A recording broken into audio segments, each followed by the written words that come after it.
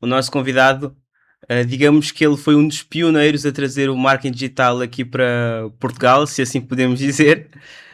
Aqui connosco hoje, por uma boa conversa, Ricardo Teixeira, muito obrigado por receber o nosso convite, por estar aqui connosco. Obrigado. É um prazer recebê-lo. O prazer é sempre também todo meu deste lado. É sempre uma oportunidade boa conhecer novas pessoas que estão no mercado, etc. Por isso acho que sim. Boa, boa. Ricardo, conta lá um pouco da tua história, ok? Disseste que começaste aqui na nossa conversa, Sim. começaste com software e como é que foi essa jornada? Como empreendedor? Sim, sim. Como empreendedor, na verdade, não comecei como software, comecei como processamento de texto. Okay? A fazer processamento de texto, pessoas que precisavam de teses de doutoramento e precisavam de passarem as teses de doutoramento do papel, escrita à mão, para escrita à máquina. Seria uma espécie de copywriter? Não, porque o copywriter tem uma certa criatividade e escreve, não é? Eu apenas copiava o texto que me davam. Passava ao computador e imprimia numa impressora, portanto, ou seja, cobrava a palavra. Sim. E comecei assim. Portanto, na altura, estamos a falar em 1994, 93. Quantos anos assim, mais ou menos? Há muitos anos, portanto, estamos a falar há 7, estamos em 26, não é? Há 30 e quase 40 anos. Ok. E isto foi a tua primeira empresa? Sim, comecei como freelancer. Okay. Depois o outro freelancer que comecei a fazer foi a fazer segurança em discotecas. Fiz segurança em discotecas, fiz segurança privada também. É porque lutas karaté, então... Sim. Ok. E então utilizei isso para pagar os meus estudos também, para conseguir ir para os Estados Unidos estudar karaté melhor. E portanto esse foi um dos percursos. Mas eu desde cedo dizia que queria uma empresa na área de informática. Ok. E desde os 10 anos que eu contactei com um computador chamado Sinclair, que era uma coisa que tinha 48K de memória, que hoje em dia não é nada. Hoje em dia isto aqui tem 50 mil vezes ou 100 mil vezes mais memória do que tinha na altura. E portanto eu comecei por aí e comecei em toda a informática, todo o meu percurso académico também foi ligado à informática. E depois, mais tarde, fui trabalhar para o Instituto Nacional de Estatística como programador. Saí do Instituto Nacional de Estatística ainda antes do contrato, demiti-me e criei a minha empresa, sem saber rigorosamente nada. Não sabia marketing, não sabia venda, não sabia nada. Foste com a cara e com a coragem. Completamente. E muita estupidez também. É preciso loucura. Mas é preciso. Alguma loucura. Mas hoje em dia já não faz sentido. Hoje em dia já não faz sentido. Hoje em dia já existe... Na altura não existiam mentores, não existiam todos os cursos que hoje em dia há, não existia ninguém que já tivesse feito o percurso e que de alguma forma pudesse dar a mão. Não existia nada disso. Na altura foi bater com a cabeça na parede. E bati muito, portanto, fez parte. Boa, cheguei a ver um corte teu, onde falavas que sobre alguns processos comerciais, na parte de vendas. E dá para ver pelo jeito que falas que és totalmente apaixonado por esta área de vendas, só pelo jeito que falas. Quando que surgiu essa paixão?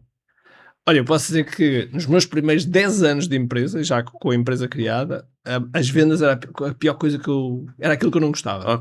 Era aquilo que eu não gostava, porque as vendas envolvia ali alguma tensão com a pessoa do outro lado ou com a entidade do outro lado, e eu não gostava muito dessa tensão. Eu comecei a gostar de vendas a partir do momento que comecei a perceber que vender era servir. Ou seja, vender era transformar, vender era ajudar o outro lado a ser melhor. Se fosse uma empresa, fosse uma pessoa, fosse quem fosse. E a partir do momento, porque há uma amiga minha chamada Ellen Wilder, uma americana, que diz que na transação está a transformação. E é exatamente isso, ou seja, a transação é apenas ali algo que é preciso, mas que essa transação faz com que a pessoa seja transformada ou a empresa dela seja transformada. E a partir do momento que eu comecei a perceber isso, então comecei a gostar muito de vendas. Porque eu via que a venda realmente mudava as organizações, mudava as pessoas, e isso fez com que eu olhasse para as vendas de uma forma muito mais apaixonada. E desde então adoro vender. Sim, E tiveste esta mudança de mente? Sim. Já tinhas a empresa? Já tinha a empresa. Era dentro de qual ramo? Da área de software. Ou seja, nós fazíamos software para advogados. Ainda hoje fazemos. Temos uma divisão de software para advogados. E eu lidava com advogados, e advogados também é um público difícil de vender. Sim. É muito difícil. Primeiro porque eles não gostam de ser vendidos. Sim. Okay? E portanto... São muito bons em argumentos. Também, então nós temos de transformar em vez de ser outbound, ser inbound. Sim. Ou um outbound disfarçado de inbound. E foi isso que começámos a fazer, e nessa altura começámos a ter bastante sucesso. Pronto, depois fizemos software na área dos empresários. Com os empresários eu comecei a criar também alguns infoprodutos. Na altura ainda não se falava muito disso. Comecei a criar infoprodutos para os empresários, comecei a criar infoprodutos para os advogados também foi uma outra área. Ok. E a partir daí as coisas começaram a crescer. E fazias coprodução? Não, como é que era? Eu nunca fiz coprodução. Nunca fizeste coprodução? Não. Okay. Eu sempre tive os meus meios, e mesmo quando não tive, eu fiz sozinho. Ou seja, quando eu comecei a fazer vídeos, por exemplo, para o YouTube, etc., eu fiz um desafio que na altura foi um brasileiro, o Érico Rocha, que ele era meu colega num mastermind nos Estados Unidos, que fazíamos parte dos dois. E na altura, era o mastermind de quem? Podes era falar? um senhor chamado Jeff Walker. Ok, Jeff Walker. Jeff Walker é uma pessoa muito conhecida na área digital, sobretudo por causa do Pro Launch Formula. E o Érico trouxe o produto dele. O Érico licenciou exatamente, para o Brasil. PLR. Não é bem PLR, porque PLR tu podes alterar o nome, etc. Sim. Ali não, ali ele mantém o fórmula de lançamento, que é o nome original. Sim. E portanto eu comecei a fazer vídeos. Na altura a minha equipa achou que eu estava maluco, e eu então, em vez de utilizar os recursos da empresa que eu já tinha cerca de 10, 15 pessoas, em vez de utilizar os recursos, aquilo que eu fiz foi, eu gravava no telemóvel, fazia tudo no telemóvel, fazia o upload, fazia tudo. E comecei a fazer vídeos assim. Okay. Sem qualquer edição, sem grande... E poderíamos dizer que esta foi a tua entrada no marketing digital em si, ou...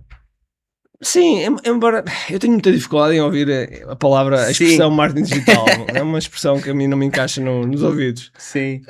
Porque digital é apenas a plataforma pelo qual se pode comunicar. Okay? Sim. Marketing é tudo. E se a pessoa pensar só em marketing digital, por exemplo, isto estamos agora aqui a fazer, é marketing digital ou é marketing? Ou é marketing offline? Não se sabe muito bem, porque depende das pessoas, onde é que as pessoas ouvem, depende de muita coisa, não é? E portanto, mas se a gente pensar no termo normalmente que as pessoas estão associadas a marketing digital, até porque hoje em dia o marketing digital está associado muito à infoprodução, que não é verdade. Não é verdade.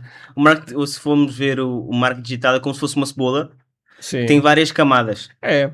Só que eu considero que marketing tem que ser marketing, ponto. Não há cá marketing digital, não há marketing offline. É marketing. Sim, exatamente. Ponto. É um bocado o que acontece no mundo do fitness. No mundo do fitness, o que se faz é embrulhar determinados produtos e dar determinados nomes. Mas aquilo não deixa de ser exercício físico. Exatamente, verdade. Que é exercício físico, seja body combat, ou seja sim, body pump, ou seja zumba, crossfit, ou seja crossfit. É exercício. É exercício. É apenas uma palavra, e às vezes uma filosofia que está por trás, de que lhe chamam um determinado nome, e pronto. E isso é marketing. Ok. Ricardo, como é que enxergas... o que é que eu vejo, está bem? Pode ser até uma crença minha, mas eu vejo que existem muitas... crenças de alguns empreendedores aqui em Portugal de não entrar para este meio. Como é que vês este cenário? Olha, hoje em dia já é difícil as pessoas não olharem para o meio digital. Já é quase impossível. Já toda a gente reconhece, todos os empresários com que eu falo reconhecem a validade e a importância de estar no meio digital. Não é nenhuma novidade. Agora, há empresas, e eu conheço algumas empresas que faturam muito dinheiro, que não têm grande presença digital. Sim. Aliás, às vezes até tem um website só e está em construção. Eu conheço uma empresa que fatura 35 milhões, fornece hambúrgueres para casos como a H3 e coisas do género, não tem site e fatura 35 milhões. E portanto, às vezes nós achamos que somos um bocadinho extremistas a pensar, não, tem que ser só desta maneira. Não, é verdade, existem várias maneiras. Mas, sem dúvida alguma, que o digital é um amplificador. É um amplificador que nos permite chegar a muito mais gente de forma mais fácil e mais rápida. Nem por cima que as plataformas são gratuitas e as pessoas não se apercebem muitas vezes que isso acontece. Agora, existem formas de fazer bem feito e formas de fazer menos bem feito. E a maior parte das pessoas não faz bem feito. Isso também é uma verdade. Tipicamente também só fazem um determinado ângulo, ou só fazem tráfego pago, ou então se querem fazer tráfego orgânico, ou às tantas nem sequer sabem que podem fazer tráfego com parceiros, enfim. Todo esse tipo de lógica e de pensamento e de estratégia a alocar, a pensar na estratégia com o negócio deles e perceber o que é que realmente faz sentido, é algo que, assim, ainda há alguma imaturidade. Já se faz coisas muito boas, mas ainda há alguma imaturidade. Ok. Comparativamente com outros mercados, como é óbvio. Sim, como é óbvio, exatamente. Sim. Tu tiveste sempre... Estás a falar que agora as empresas já estão mais abertas, mas quando iniciaste a vender esse tipo de serviço, como é que era para ti? Quando iniciei, andava de katana a abrir mato, portanto... Sim, foste um dos pioneiros. Era muito mato, aliás, nós criámos um evento chamado QI Live, que chegámos a ter, fizemos 8 edições do QI Live, 7 ou 8, e nas primeiras edições era uma coisa... Estamos a falar em qual ano? 2018. 2018. Okay. Primeira edição em 2018. E foi muito difícil, de início foi complicado, mesmo quando o Covid entra, quando estamos na época do Covid. 2019 ali. Exatamente, 2019, não, 2020 já. Sim, 2019, 2020, aliás, 2020, 11 de março de 2020, é quando nós vamos todos para casa e ficamos fechados. E nesse momento, eu, em colaboração com uma equipa do audiovisual, criei um estúdio, que na altura não existia em Portugal, com 12 televisores, com a possibilidade de ter 10 salas de Zoom ao mesmo tempo. Sim. Tudo isso. Genial. E fomos os primeiros em Portugal. Eu não fui o primeiro. Eu fui buscar a ideia a um amigo meu que tinha tido essa ideia, e que essa ideia foi usada pelo Tony Robbins e por outros grandes do mercado. Enfim, hoje em dia, quando a gente vê, sei lá, um Alex Hormozi a fazer um webinar com aquilo tudo, com aquela panóplia toda, aquilo teve a gênese de um amigo meu chamado Blue Melnick. E ele, na altura, pensou nisso, e eu aproveitei a ideia dele e adaptei ao mercado cá, e depois criei mesmo o próprio estúdio, onde tenho essa possibilidade de também transmitir, com várias salas, enfim, essas coisas todas. E pronto, ou seja, cada passo que nós demos fomos abrindo caminho para outros. Hoje em dia já muita gente está no mercado, mas fomos abrindo caminho para outros, fomos também, de certo modo, dando pedagogia ao mercado, porque o mercado não sabia. Mesmo quando nós falámos em infoproduto, ou toda a estratégia digital, ou falar um lançamento ou um webinar para produtos físicos, era uma coisa que era completamente irreal. Sim. E portanto foi a pouco e pouco que nós fomos fazendo isso, sem dúvida alguma. Começaram a desbravar, e hoje em dia se popularizou muito aqui em Portugal, e claro que é algo que foi graças não somente a vocês, mas vocês fizeram parte disso. Mercado, sim, exatamente. Sim. Vocês fizeram parte disso. E como é que enxergas isso? Como assim? Como que enxergas, digamos, ser algo que imaginavas, que irias continuar a fazer, tipo, até hoje estás a fazer? Olha, eu, em todo o percurso da minha vida, eu tenho feito sempre coisas diferentes em relação aos outros. Quando toda a gente está a fazer zig, eu faço zag. Ok. Tipicamente. Por exemplo, agora toda a gente está a ir para a inteligência artificial. Sim. Eu também estou na inteligência artificial, mas já estamos a fazer um ângulo diferente. Já estamos a procurar ângulos diferentes. Porque há um hype muito grande em relação à inteligência artificial. Há pessoas que estão a utilizar a inteligência artificial no seu dia-a-dia, de forma muito intensa, mas os resultados ainda não se vê. Ainda não há ROI, não há retorno de investimento em relação àquilo que está a ser feito. Sim, exatamente. E, portanto, há aí coisas que é preciso fazer. Agora, eu sempre procurei fazer as coisas de forma diferente. Já quando era atleta de alta competição no Karatê, infelizmente tive muitos títulos nacionais, fui o primeiro português campeão do mundo na área do Karatê do meu estilo. Enfim, foram várias as coisas que fui fazer ao longo do tempo, de fruto de fazer de forma diferente. Claro que fazer de forma diferente depois tem custos também. Às vezes me bato com o nariz na parede, que na época estávamos a falar disso em off. Às vezes as coisas não correm menos bem, mas tudo isso é um processo para nós acharmos o que é melhor. Agora, este mercado está a evoluir, sendo que até há uns anos atrás nós conseguimos perceber para onde é que o mercado ia. Hoje em dia não se consegue perceber bem para onde é que o mercado vai. A inteligência artificial tem feito uma disrupção tão grande que torna-se mais difícil ver o que é que realmente vem aí. Podemos imaginar, podemos colocar na mesa, mas ninguém sabe. Mesmo para a infoprodução, o modelo da infoprodução tem que ser reinventado, tem que ser feito de forma diferente, não pode ser feito da mesma forma como era até aqui. Porque hoje em dia as pessoas pegam num ChatGPT, pegam num Gemini, num Claude, seja o que for, e investigam, criam lá o que quiserem. Mas há aqui ângulos que a pessoa pode fazer isso, mas sozinha com a máquina torna-se difícil, porque ela depois não tem forma de validação, até porque a máquina erra, a máquina alucina, a máquina faz coisas que não deve. E inclusive já houve consultoras como a McKinsey que tiveram grandes problemas profissionalmente com clientes porque os seus consultores fiaram-se completamente na IA. E portanto há essa parte. Por outro lado, nós somos criaturas sociais e portanto nós gostamos de estar relacionamento, gostamos de estar socialmente ligadas e portanto há aí todo um ângulo que é importante nós olharmos e preservarmos e não estarmos a ser extremistas em termos de IA. Mas todos estes modelos necessariamente têm que ser repensados. Ou seja, o modelo que havia mesmo o próprio lançamento, o próprio webinar, tem que ser sempre repensados para se adaptar àquilo que nós chamamos do avatar, não, à persona que existe, à forma como as pessoas pensam, à forma como as pessoas decidem e a partir daí implementar da melhor forma. Sim, a venda ela acontece, mas é necessário modificar talvez a forma com que essa venda acontece. Sim. É necessário, eu diria que é necessário ter mais pontos de contacto. Ou seja, há bocado estávamos a falar estávamos a falar do social selling. O social selling faz parte de 17 maneiras de vender.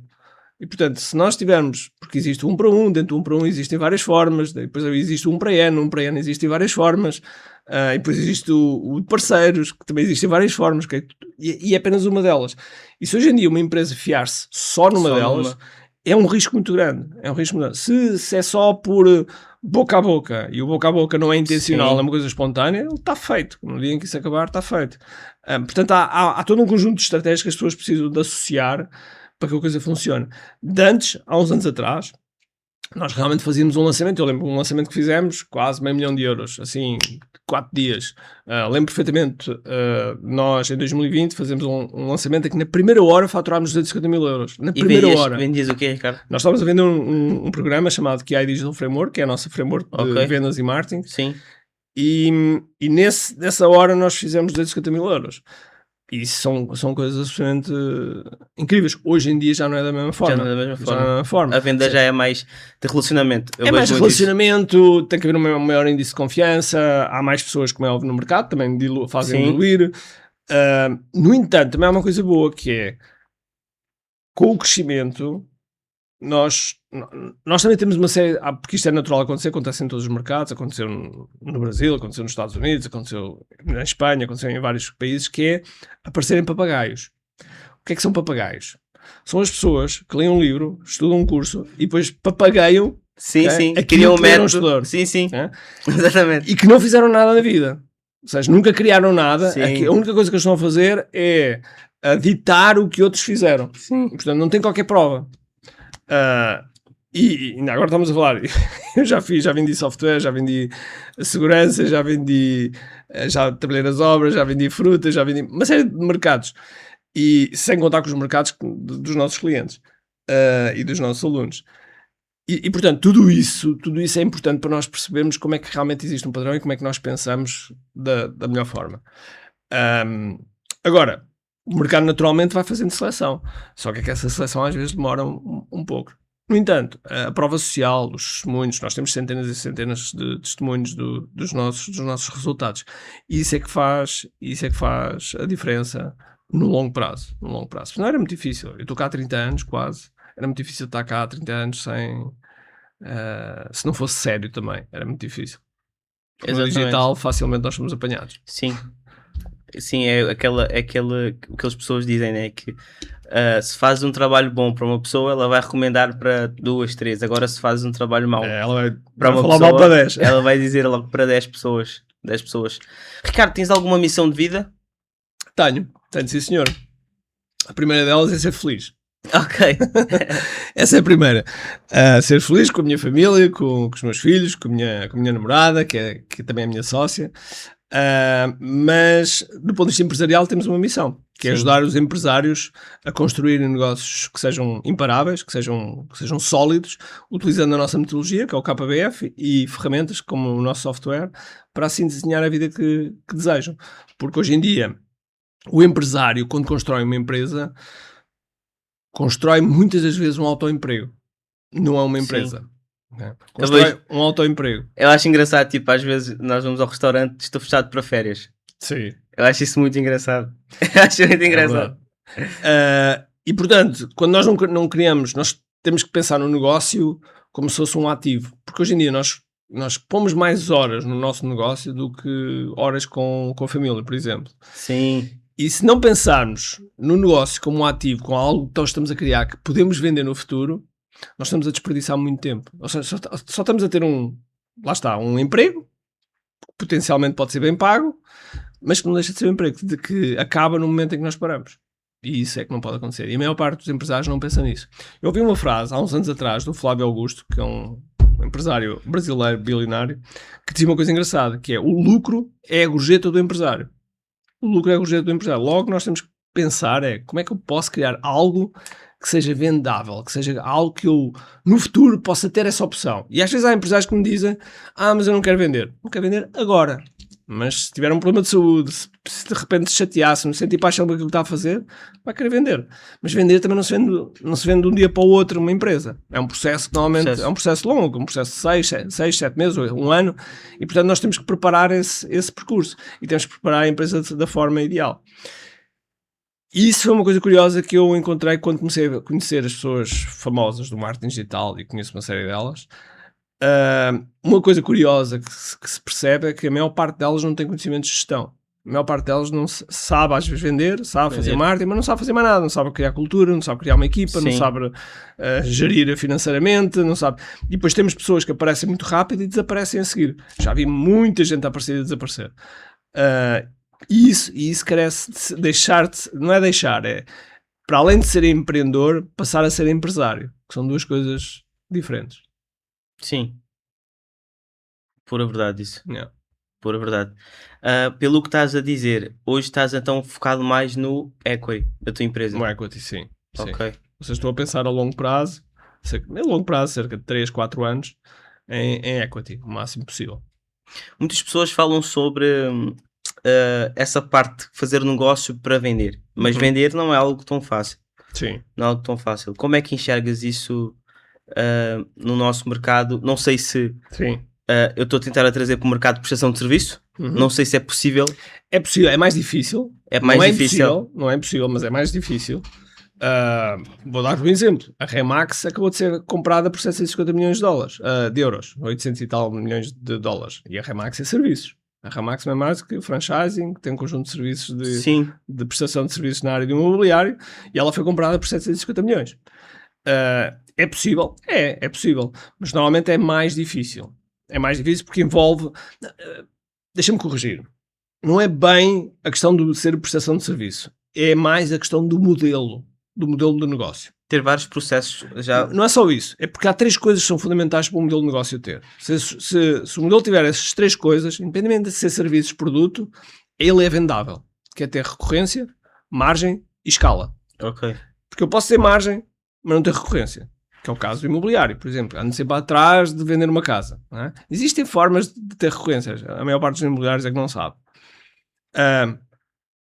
Portanto, margem, recorrência. A recorrência é fundamental. Se há um ginásio, como por exemplo o meu amigo Hélder Ferreira, que é dono dos ginásios Fitness Up, ele tem uma máquina de recorrência. E eles fazem serviços. Eu não sei se esses dias eu sou matriculado nessa academia, nesse ginásio. Sim. E eles me ligaram, eles têm um processo comercial assim muito bem estruturado. Muito bem estruturado. Eles podiam vender frigoríficos. Porque quando tu tens uma máquina de vendas ou um processo de venda bem afinado, não interessa o que é que podes vender. Não interessa o que é que vendes. E portanto, margem, recorrência, e era o caso dos ginásios, tem muita recorrência, ele montou de forma a ter recorrência e logo o ativo Fitness Up vale muito dinheiro, hoje em dia vale mais de 300 milhões de euros. E depois o terceiro, escala. Ou seja, ter capacidade de escala, porque às vezes o que acontece na área de serviços é que aquilo não está pensado de forma a escalar. Não está pensado de forma a escalar. Uma agência no meio digital muitas vezes não está pensada para escalar. Se de repente tiverem mais 100 clientes não conseguem. Portanto, não está preparada. E esse é um outro aspecto que, quando está-se na venda e há uma pessoa que está na posição de comprador, vai olhar. Depois, claro, há os números, não é? Os números, se há uma equipa de gestão, se as coisas estão organizadas, se existe processo, se existe sistema, se aquilo funciona, se é o dono, enfim, essas coisas todas são elementos que são depois muito importantes nós pensarmos. Ok, ótimo.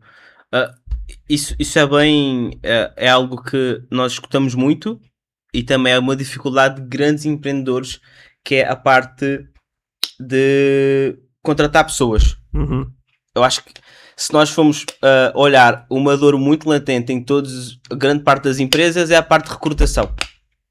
Sim, o recrutamento é complicado. Sim. No nosso mercado, também enxergas essa dor ou não? É difícil, tanto é que eu fiz uma coisa que tinha feito no Karatê. Eu no Karatê, quando quis crescer as minhas escolas, que eu cheguei a ter 400 alunos, a forma como eu fiz foi, eu criava alunos, os alunos quando chegavam ali a cinto roxo, cinto castanho, eu convidava-os a eles darem aulas, eles davam aulas, e então comecei a criar uma série de escolas por baixo da minha escola. Sim. Então tínhamos 400 alunos aí.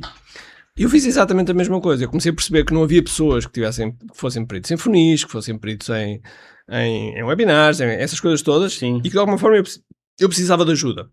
Fantástico. E então eu criei um programa chamado QI Digital Masters, onde eu criei uma série de especialistas nessa área, ou seja, criei a nossa própria concorrência. Ok. Muitas das pessoas que estão no mercado, muitos deles passaram pelo nosso produto.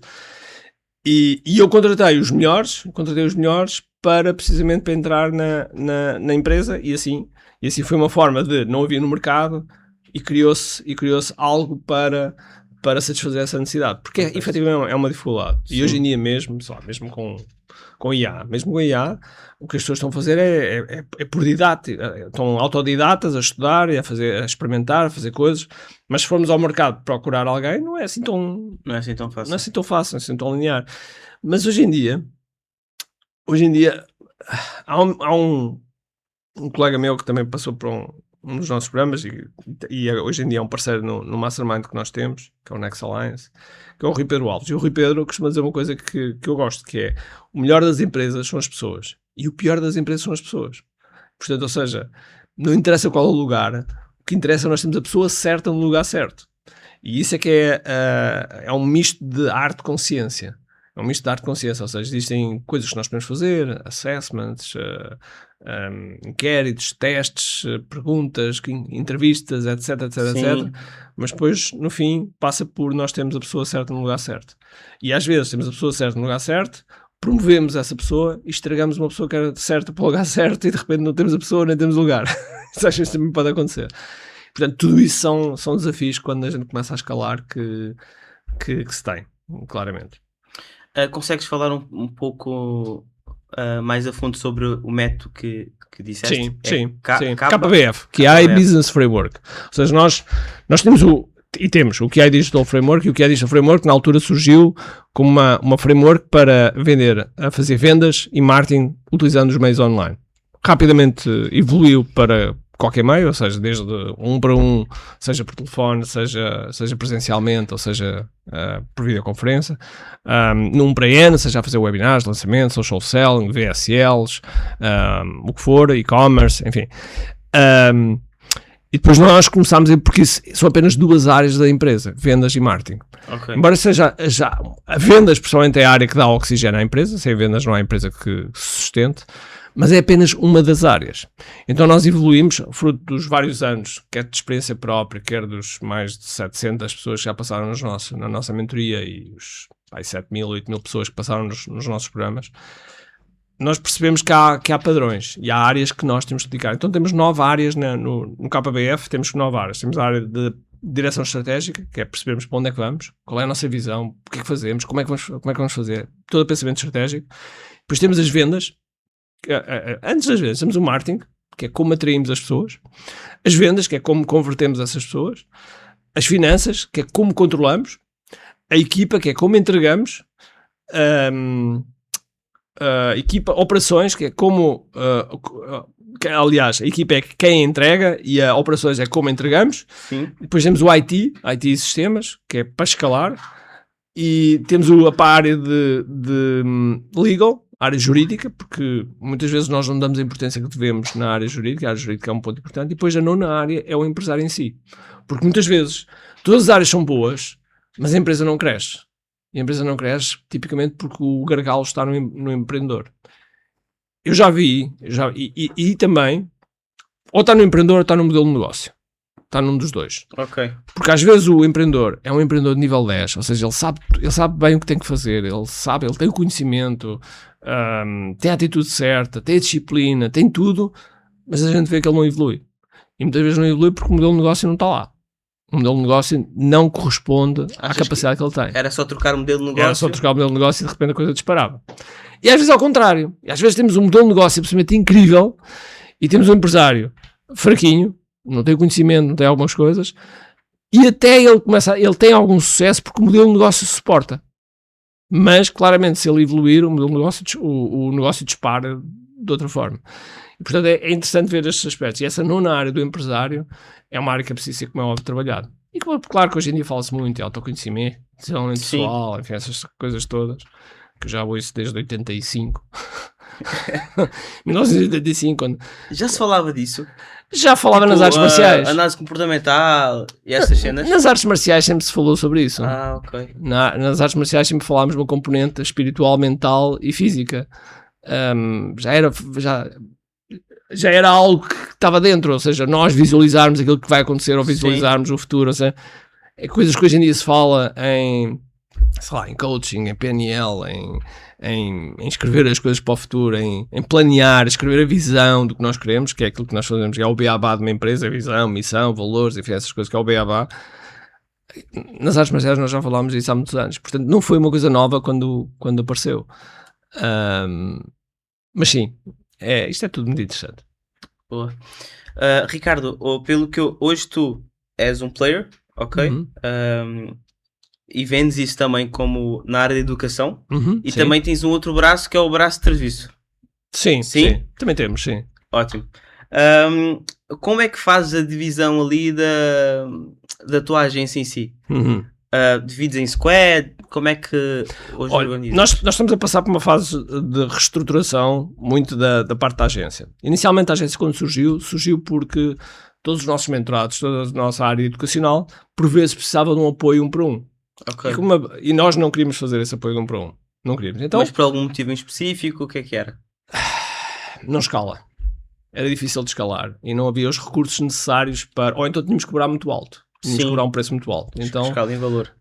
E então eu precisava primeiro de chegar a mais pessoas. Queria chegar a mais pessoas. E para chegar a mais pessoas temos que ir no 1 para N, grupos. E portanto o tratamento em grupo escala mais. E não apresenta menos resultados. Tenho N pessoas que tiveram grandes resultados. Mas surge essa necessidade de, ok, como é que nós podemos entregar melhor a pessoas que realmente estão dispostas a pagar, estão dispostas e precisam mesmo desse apoio 1 para 1. Então surgiu a ideia, nós criámos aqui a Digital Agency, que não é gerida por mim, é gerida pelo Miguel Aquino Ribeiro. Que é teu sócio? Que é meu sócio nessa área, mais a Filipa, que é a minha sócia também. E portanto ele gera todas as operações dessa área. E, inicialmente nós entramos mais na área dos funis, dos webinars, tratar essas coisas todas. Mas nos últimos meses temos vindo a reestruturar para a inteligência artificial, ou seja, cada vez mais estamos a caminhar para que toda a agência funcione na entrega de serviços de inteligência artificial, ou seja, olhe para os processos da empresa e como é que pode pegar nos processos da empresa e através da inteligência artificial melhorar a produtividade, melhorar os resultados. Esse tem sido agora o nosso grande foco. E é precisamente isso, ou seja, se nós ficarmos como os burros de palas ao lado e que não nos adaptamos, morremos. E portanto, no nosso mercado, temos que nos adaptar, não há outra forma. Sempre. Então estás a voltar um pouco outra vez para o software. Eu nunca deixei o software. O software sempre esteve lá. Claro que hoje em dia também está a haver uma mudança nesse mercado. Porque hoje em dia qualquer pessoa... A barreira de entrada caiu. Exatamente. Caiu muito. A barreira de entrada caiu bastante. Sendo que não caiu tanto quanto as pessoas pensam. As pessoas acham que agora fazer software também é relativamente simples. Não é. Ainda existe uma série de dificuldades, existem conhecimentos que é preciso ter. Sim. É preciso saber como é que se montam os requisitos, é preciso conhecer o negócio. Existem algoritmos que, por mais que a pessoa queira copiar um outro software, não consegue. É um bocado como copiar. Eu quero fazer uma Coca-Cola. Posso fazer uma coisa que seja da cor da Coca-Cola, mas saber a Coca-Cola vai ser difícil. Sim. E portanto no software hoje em dia, para mim, não tem a ver com a tecnologia, sendo que a tecnologia é um braço, mas hoje em dia, como dizias e bem, a barreira de entrada diminuiu, sendo que diminuiu até uma certa escala. Ou seja, se tu quiseres um software que suporta mais de 5 mil pessoas, 5 mil utilizadores, não pode ser um software feito em vibe coding na Base 44 e no Lovable, ou seja o que for. Ou seja, existem aí limites. E depois não é só isso, há componente de suporte, onboarding, enfim, há uma série de outras coisas. Vendas, há uma série eu acredito, eu estava a pensar, a refletir muito nisso, Ricardo, eu estava a pensar, todos estão a querer fazer agora softwares, programas e essas coisas, e o que aparentemente vai crescer muito, o que já está a crescer a ver conteúdos no Brasil, são empresas focadas totalmente em processos comerciais, só em vendas. Eu tenho muitos amigos no Brasil que eram lançadores de infoprodutos, migraram totalmente a estrutura deles para uma estrutura de vendas. Certo. Para a equipa comercial interna. Sim. Enxergas esse mercado aqui? Isso já existe há bastante. Não é, mais uma vez, não é nada de novo. Não é nada de novo. Não é nada de novo. Parece que o mercado também volta um pouco atrás. Não é nada de novo. É a mesma coisa que eu falava do fitness. É o body pump, que agora chama-se body power, que agora assim chama-se body build. É a mesma coisa embrulhada de outra maneira. Claro que hoje em dia, quando nós estamos a entregar um processo comercial, quando nós estamos a mudar a área comercial, temos... porque nós, por exemplo, temos um bootcamp chamado Sales Operating System Bootcamp, que são 3 dias onde nós criamos os 20% da área comercial onde produz os 80% de resultados. Ou seja, quais são os processos mais críticos que podem fazer isso, usando a lei de Pareto. Mas a forma como são feitas determinadas coisas podem ser muito otimizadas. Por exemplo, sei lá, quando a pessoa investiga uma lead, para qualificar a lead, antes de sequer falar com ela ao telefone, por chat, por WhatsApp, seja o que for. Okay? Toda a qualificação. A qualificação pode ser feita antes. O software pode fazer isso antes. Sim. Por exemplo, o nosso software que nós temos, que é o Digital Hub, ele, neste momento, já faz uma pré-qualificação antes. Ele vai à net, investiga, retira, etc. E passa todos esses dados para o setter e depois para o closer. Portanto, ou seja, o software é um componente também para acelerar o processo comercial. Logo, eu acredito que o processo comercial, quando nós estamos a mudar, ou quando nós estamos a ajudar uma equipa comercial a vender mais, não pode passar só por...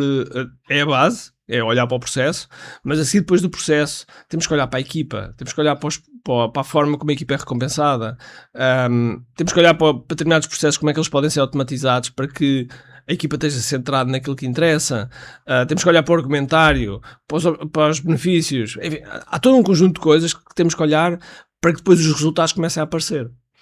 E isso não tem mudado. Isso não mudou. E mudou a forma de entrega, sim, mas o conceito em si, não. Há uns anos atrás, perguntava ao Bill Gates, que durante muitos anos foi o homem mais rico, perguntava ao Bill Gates o seguinte: olha, como é que tu geres, quais são os conceitos que tu utilizas para tu gerires a tua empresa? Como é que pensas na parte financeira, quais são... E ele respondeu de forma bastante simples: olha, para mim é simples, a faturação tem que ser maior que as despesas. Simples, não há a complicar. E nós, por vezes, começamos a complicar utilizando os jargões, as coisas todas. Enfim, mesmo nós, marketeers, quando começamos a falar top of mind, e o CPL, e o CPA, essas coisas todas, muitas vezes é uma treta. Às vezes não é falar na linguagem da pessoa que está do outro lado. Porque a pessoa não faz a mínima ideia do que é dizer top of mind ou awareness, ou seja o que for. Não faz a mínima ideia. E esta capacidade de nós conseguimos dialogar e de falar com o cliente final, eu penso que é aquilo que faz a diferença. Ok, fantástico. Vamos encaminhar para o final? Ok. Agora. Vou fazer aqui uma brincadeira contigo e respondes a bate pronto, está bem? Sim. Lançamento ou perpétuo? Os dois. Ok. Vamos lá. O que eu vou dizer aqui vais sempre responder os dois, então, a partir de agora. Depende, não é? Não vá, mas se só puder escolher um. Sim. Vai lá. Lançamento ou perpétuo? Se eu pudesse escolher só um.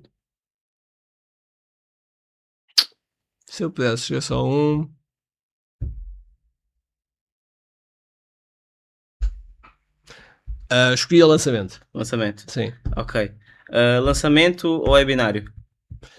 Depende do produto. Depende do produto.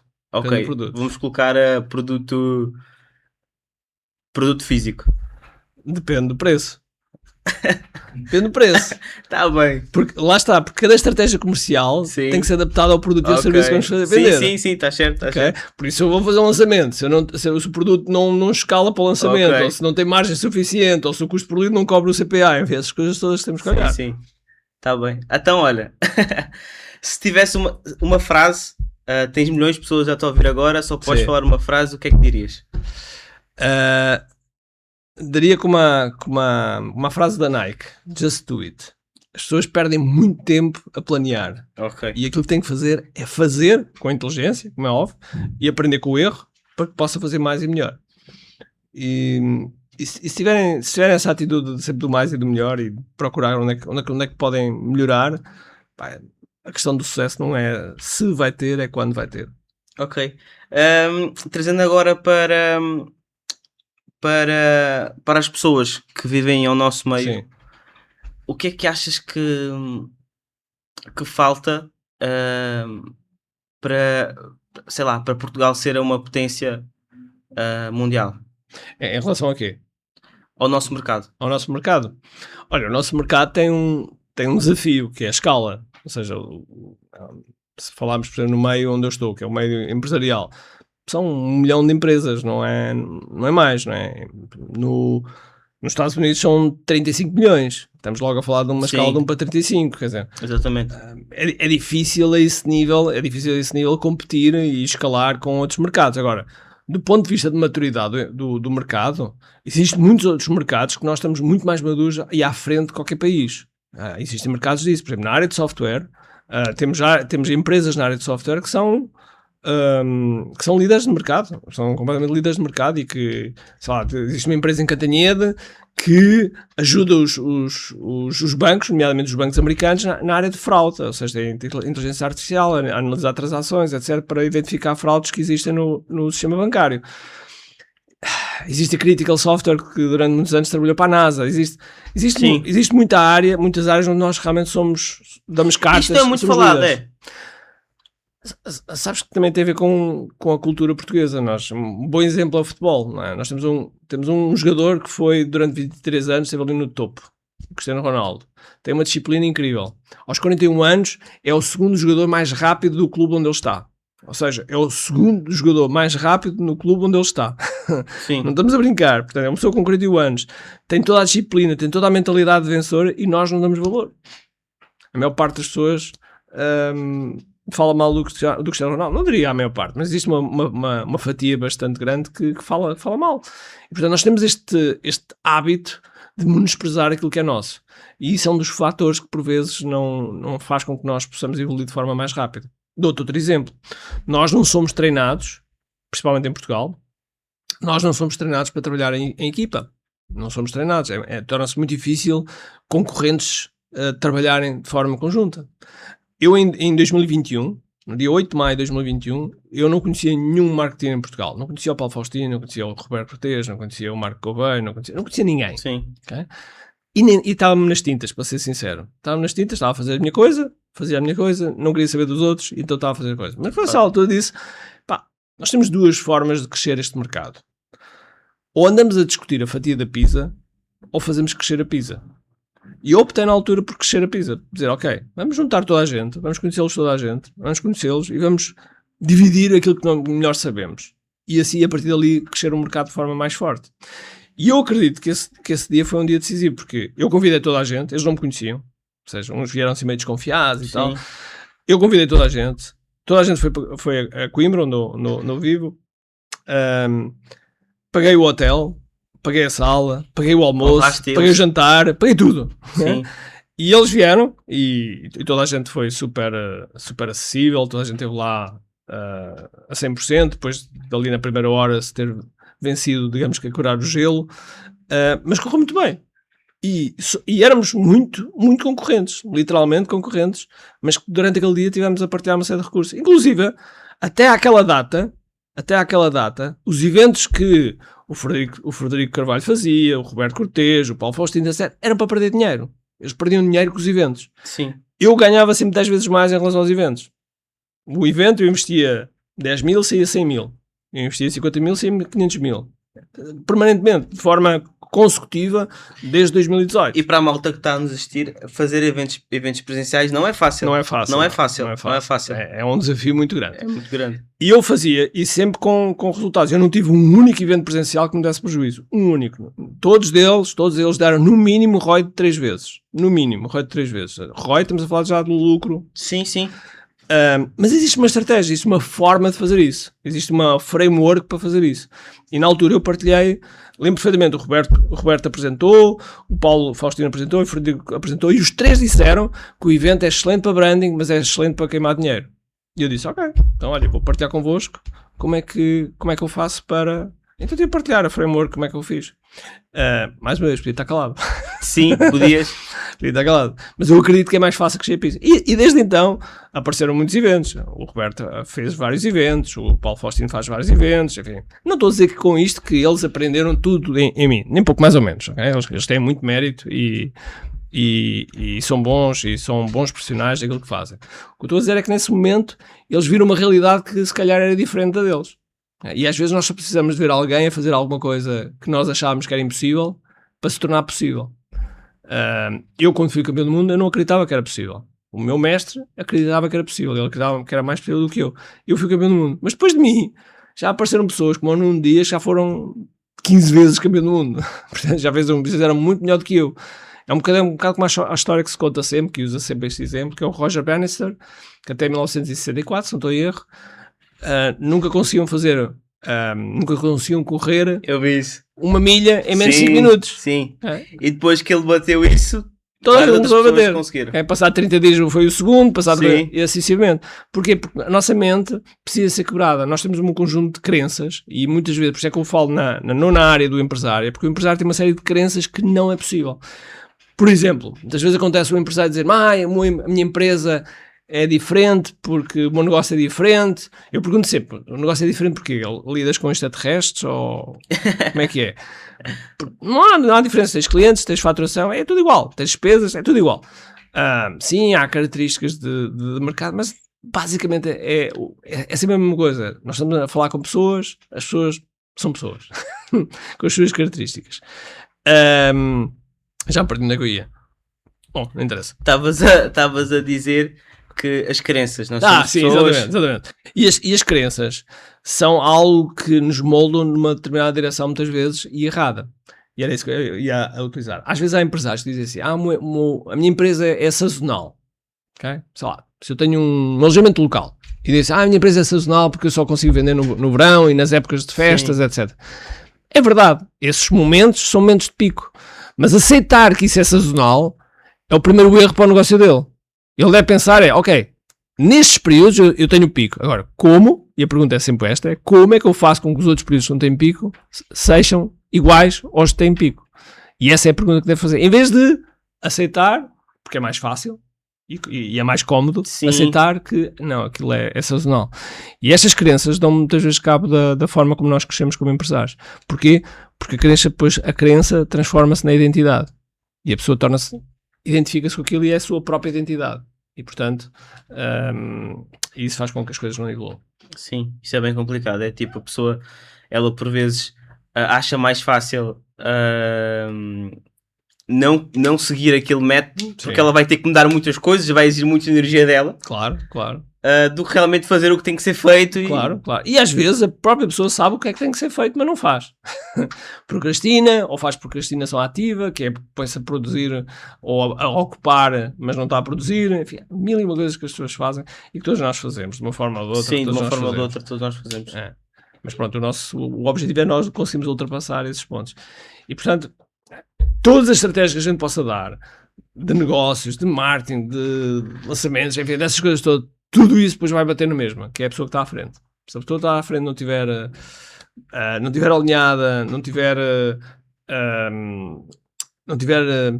bem assessorada, bem mentalizada, com os processos certos, torna-se difícil depois crescer. Quando tens um mentorado, identificas isso? Identifico. Tu já falas com ele?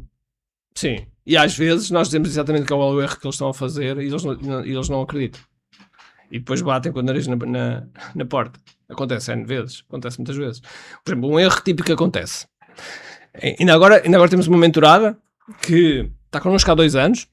Ela, quando chegou a nós, estava praticamente falida. Passado 2 anos, ela está a faturar 6 dígitos. Vai criar uma segunda unidade do negócio dela e está em franco lucro.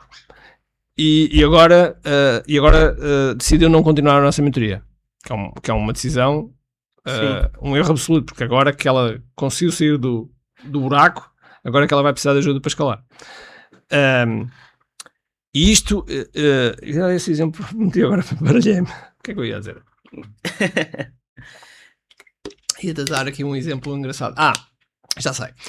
E isto é típico, que é o empresário ganha algum sucesso, na sua mente acha que é sucesso, e de repente começa-se a desviar para outras coisas. Começa-se a desfocar naquilo que realmente interessa.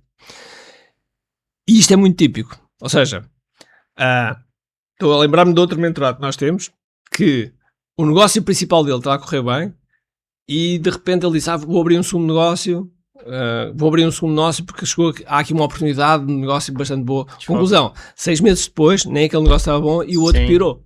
E isto é muito comum, são padrões mega comuns. Depois há o padrão da pessoa não querer olhar para os números. Porquê? Porque há 3 tipos de empresários. Há o empresário artista, sendo que o artista não é do ponto de vista negativo, é a pessoa que é mais criativa, é boa, ou artesã, às vezes há pessoas que digam é artesã. Então a pessoa mais criativa, portanto, não gosta de números, não gosta de equipa, não gosta... E, portanto, tem esses desafios. Há o segundo modelo, que é o gestor, que é a pessoa que olha para os números, olha para qual é o preço das lapiseiras, dos lápis que compra, enfim, olha para os números todos, mas não olha para a equipa, não é criativa, etc. E depois há o terceiro, que é o líder, que é a pessoa que gosta de liderar equipas, gosta de ter visão, motivar, etc. Mas depois não percebe nada, não é nada criativo, não percebe nada de gestão, então... E nós identificamos claramente muitas vezes um padrão disto. E depois, como é óbvio, conseguimos perceber qual é o erro que vai acontecer, qual é a forma que... se a pessoa é também treinável ou não, porque às vezes a pessoa não é treinável, nós estamos a falar e a pessoa que está a entrar por um ouvido e assim pelo outro. E, portanto, ser treinável também é importante. Ou pelo menos pôr na mesa como tiverem a dizer é certo. Porque a forma como a framework que nós utilizamos, nós fazemos mentoria, nós não fazemos coaching. Ou seja, nós damos um caminho, que não é o caminho, não é o único caminho, é pouco mais ou menos, mas damos um caminho fruto da nossa experiência. Ou seja, nós já crescemos as nossas empresas também, já crescemos uma série de empresas de mentor, já levámos pessoas, sei lá, estou-me a lembrar de uma mentorada que nós temos, que é a Sandra Ribeiro, nutricionista, das nutricionistas online mais conhecida. Ela, quando começou connosco, ela faturava 5.000 euros. Hoje nem fatura mais 1 milhão. Fruto da consciência dela, fruto do treino. Nós demos os 100% dos nossos 50%, mas do outro lado tem que dar. Sim. E as coisas acontecem muito. Nós conseguimos perceber exatamente qual é o erro que as coisas estão a acontecer. E depois já consegues... Sim, conseguimos. Porque há aqui fases de negócio que nós sabemos que vão acontecer. Existem aqui vários passos que nós sabemos quais são os pontos onde as pessoas têm que se preocupar. Porque às vezes há pessoas que começam a pensar nos problemas quando ainda nem sequer fizeram a sua primeira venda. E já estão a pensar como é que vão escalar.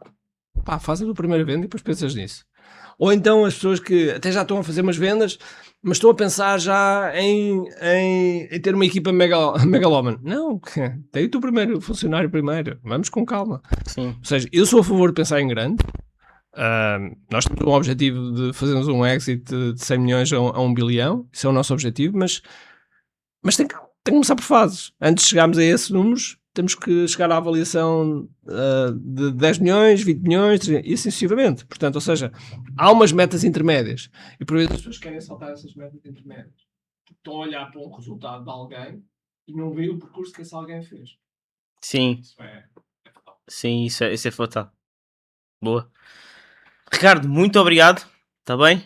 Obrigado. Muito obrigado. Malta, ficamos por aqui. Peço para vocês subscreverem ao canal. Estamos a trazer conteúdo muito bom aqui para vocês. Ok? Deem um like e até à próxima. Muito obrigado.